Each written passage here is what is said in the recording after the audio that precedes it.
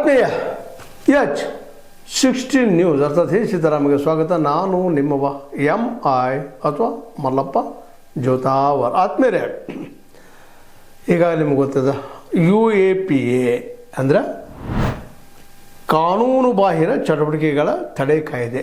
ಕಾನೂನು ಬಾಹಿರವಾಗಿ ಏನಿರ್ತದೆ ತಡೆ ಕಾಯ್ದೆ ಅಂತ ನಾವು ಕರಿತೀವಿ ಕನ್ನಡದಲ್ಲೇ. UAPA ಅಂತೇಳಿ ಕಾನೂನು ಬಾಹಿರ ಕೆಲಸ ತಪ್ಪಪ್ಪ ಅಂಥೇಳಿ ಅದರಲ್ಲೇ ವಿಶೇಷವಾಗಿ ಜಾಮೀನು ಕೊಡೋದು ಭಾಳ ಕಷ್ಟ ಮಾಡಿದ್ದಾರೆ. EDಯಲ್ಲಿ ಮಾಡಿದಂಗೆ ಎನ್ಫೋರ್ಸ್ಮೆಂಟ್ ಡೈರೆಕ್ಟರೇಟ್ ಅಲ್ಲೂ ಸಹಿತ ಮನಿ ಲಾಂಡ್ರಿಂಗ್ ಸಲುವಾಗಿ ಅಲ್ಲಿ ರೆಸ್ಟ್ರಿಕ್ಷನ್ ಮಾಡಿದ್ದಾರೆ. ಇಲ್ಲೇ ಒಂದು ಮಾನವನ ಆ್ಯಕ್ಟಿವಿಟೀಸ್ ಇಲ್ಲಿ ಸ್ವತಂತ್ರ ಸಹಿತ ವ್ಯಕ್ತಿ ಸ್ವತಂತ್ರ ಸಹಿತ ಇಲ್ಲೇ ಕಡಿವಾಣ ಬಿದ್ದಿಲ್ಲ. ಒಂದು ರೀತಿಯಿಂದ ಏನಪ್ಪ ಅಂತಂದ್ರೆ ಇದು ಅತ್ಯಂತ ಕ್ರೂರವಾದ ಒಂದು ಕಾನೂನು ಅಂತೇಳಿ ಭಾಳ ಜನ ವಾದ ಮಾಡ್ತಾರೆ. ಅದರ ಅಡಿಯಲ್ಲಿ ನಮ್ಮ ಉಮರ್ ಖಾಲಿದ್ಗ ಮತ್ತು ಶರ್ಜಿಲ್ ಇಮಾಮ್ ಇಬ್ಬರಿಗೂ ಇವತ್ತು ಜಾಮೀನು ಸಿಕ್ಕಿಲ್ಲ 5 ವರ್ಷಗಳಿಂದ ಅನ್ನೋದು ಭಾಳ ಪ್ರಮುಖ ವಿಷಯ ಇದೆ.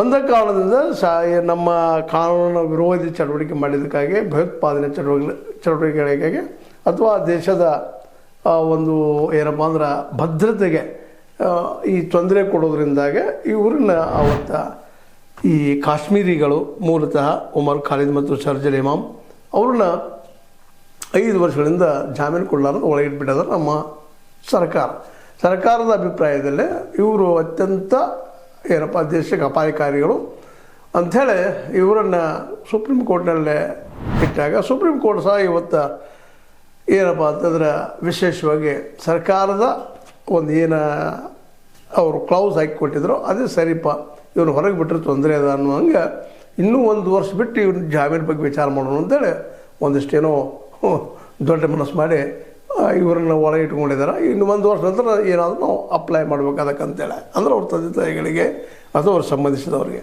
ಇನ್ನೂ 1 ವರ್ಷ ಇವರಿಬ್ಬರು ಒಳಗಿರಬೇಕು ಅನ್ನುವಂಥದ್ದು. ಇಲ್ಲೇ ಇವರು JNU ನಿಮಗೆ ಗೊತ್ತದ ಈ ದೇಶದ ಅತ್ಯಂತ ವೈಚಾರಿಕವಾಗಿ ಬೆಳೆದಿದ್ದಂಥ ಒಂದು ವಿಶ್ವವಿದ್ಯಾಲಯ